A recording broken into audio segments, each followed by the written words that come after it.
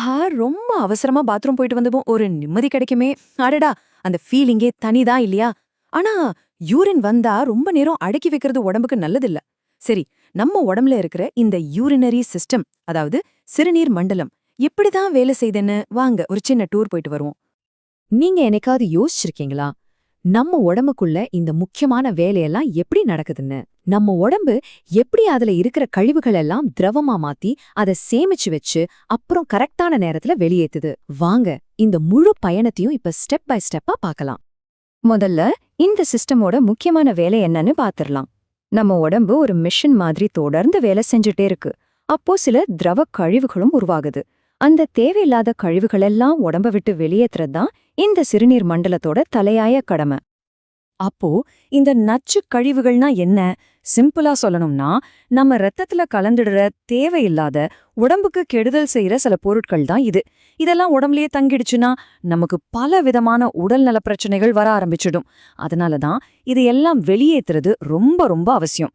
நம்ம உடம்புல இருக்கிற அதிகப்படியான தண்ணியும் ஒரு வகையான கழிவு தான். இந்த முழு சிஸ்டத்தோட ஹீரோ யாருன்னு கேட்டா அது நம்ம கிட்னி தான், அதாவது சிறுநீரகங்கள். இது நம்ம மேல் வயிற்று பகுதியில முதுகுக்கு பக்கத்துல உடம்போட 2 பக்கமும் இருக்கு. இந்த சிறுநீரகங்கள் ஒரு சூப்பர் ஃபில்டர் மாதிரி வேலை செய்யுது.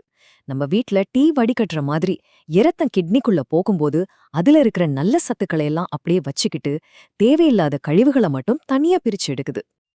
இப்படி பிரிச்சு எடுத்த கழிவுகளும் நம்ம உடம்புல இருக்கிற எக்ஸ்ட்ரா தண்ணியும் ஒன்னு சேர்ந்துதான் யூரின், அதாவது சிறுநீரா மாறுது. இந்த சிறுநீர் நம்ம உடம்ப விட்டு வெளியே போறதுக்கு முன்னாடி ஒரு 4 ஸ்டெப் ஜேர்னி பண்ணுது. இப்போ அந்த ஒவ்வொரு ஸ்டெப்பையும் கொஞ்சம் டீட்டெயிலா பார்க்கலாம். ஓகே, கிட்னி தன்னோட வேலையை சூப்பரா செஞ்சிருச்சு. வடிகட்டினதுக்கு அப்புறம் அடுத்து என்ன நடக்கும்? அதாவது உருவான சிறுநீர் எப்படி உடம்புக்குள்ள டிராவல் ஆகி எங்க போய் ஸ்டோர் ஆகுதுன்னு பார்க்கலாம் வாங்க. யூரிட்டர்ஸ்னு சொல்ற 2 சின்ன டியூப் இருக்கு. அதுதான் சிறுநீரகத்துல இருந்து சிறுநீரை சிறுநீர் பைக்கு கொண்டு வருது. இந்த சிறுநீர் பை ஒரு சின்ன பலூன் மாதிரி. நாம பாத்ரூம் போற வரைக்கும் அது சிறுநீரை தற்காலிகமா சேமிச்சு வைக்கும்.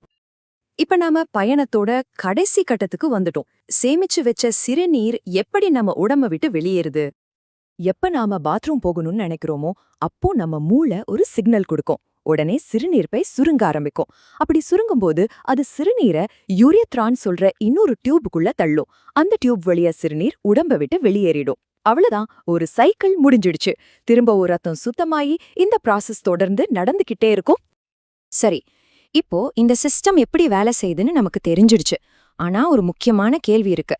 நம்ம உடம்பு பாத்ரூம் போன்னு சிக்னல் கொடுக்கும்போது அதை நாம கண்டுக்காம விட்டா என்ன ஆகும்? இது நாம எல்லாரும் கண்டிப்பா தெரிஞ்சுக்க வேண்டிய விஷயம். ஆமாங்க, நீங்க பாக்குறது 100க்கு 100 உண்மை. யூரின் வந்தா உடனே போயிடணும். அது அடிக்கடி அடக்கி வைக்கிறது ஒரு நல்ல பழக்கமே கிடையாது. இது சில சீரியஸான உடல்நல பிரச்சனைகளை கூட கொண்டு வரலாம்.